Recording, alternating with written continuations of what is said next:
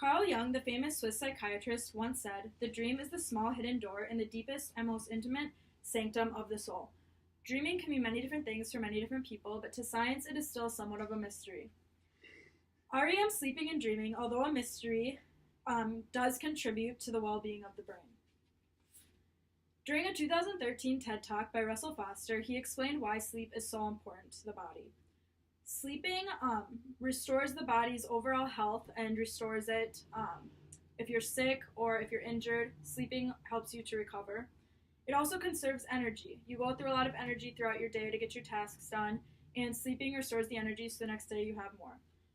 It also helps with memory consolidation. While you sleep, your brain processes all the events of the day and kind of gets rid of the unimportant and stores the important ones. Sleeping has also been proven to help creativity. Our brain is still active while we're asleep. Even though we're asleep, our brain is still sending neural impulses, and it is, awake.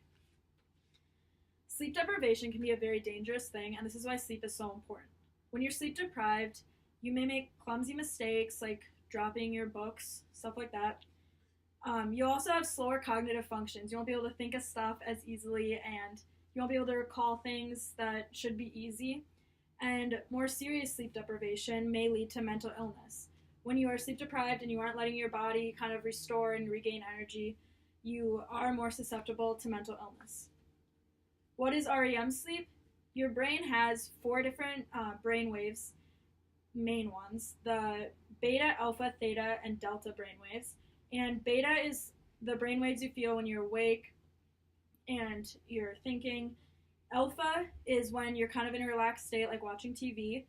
Theta is when you're in a light sleep, kind of right away when you fall asleep. And delta is the deep sleep that you feel throughout the night. In a 2014 crash course by Hank Green, he talked about what the body is like during REM sleep. During REM, your body is pretty much paralyzed. You don't move besides your eyes. It stands for rapid eye movement, so your eyes are moving. And the brain displays beta and alpha brainwaves, so your brain is very active, very awake, and REM sleep is vital for both biology and psychologically. What occurs during REM? During REM sleeping, your brain, like I said before, is awake, and so that is also when dreaming takes place. So what then is the purpose of dreaming? There are many different theories out there, and no one is 100% sure why we dream, but I'll list a few of them. Sigmund Freud was one of the first people to come out with a kind of reason why we dream, and his theory was called wish fulfillment, and it was kind of saying that we always have underlying inner conflict and underlying desires that come out while we're dreaming in our subconscious. And that one isn't widely accepted because it doesn't really have any scientific proof to back it. And there's also the info processing theory. This is kind of one of the more accepted ones because it basically breaks down what we do during the day, and you kind of dream about just random things throughout your day, and it kind of just either stores the important ones, gets rid of unimportant, and differs every night. Another one is a psychological function theory, which promotes neural development. Many people believe in this one because when babies are born, they sleep a lot, and so they think they sleep a lot so that they can improve their neural pathways and kind of widen their neural development. Another one is cognitive development. They say that sleeping improves your memory, improves functions, and another one which many people kind of accept is the accidental side effect theory, which means dreaming is nothing more than just random neural impulses that kind of when you're asleep, your neurons are still going, and so you just kind of have random images. And dreaming could also be a variety of all of these mixed together. No one really knows. In a 2000 article by Sander van der Linden, he explained what dreaming does.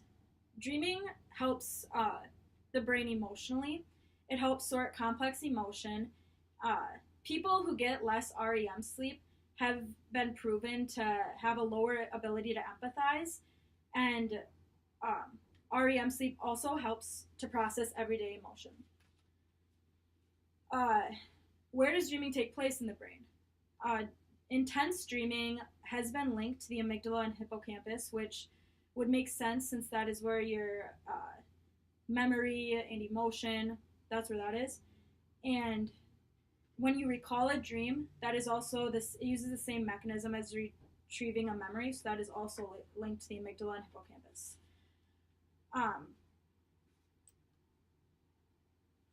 During a study, they found that the location of dreams is actually in the visual cortex, which is where visual processing and emotioning takes place, which would make sense because of everything else. So the reason we dream is still a mystery, but it has been proven to impact the functioning and well-being of the brain. Sleep is important for health, and it helps you to regain energy. Dreams occur during REM, sleep, and that is when the brain is most active. And dreaming also improves cognitive skills and emotion. Thanks for listening.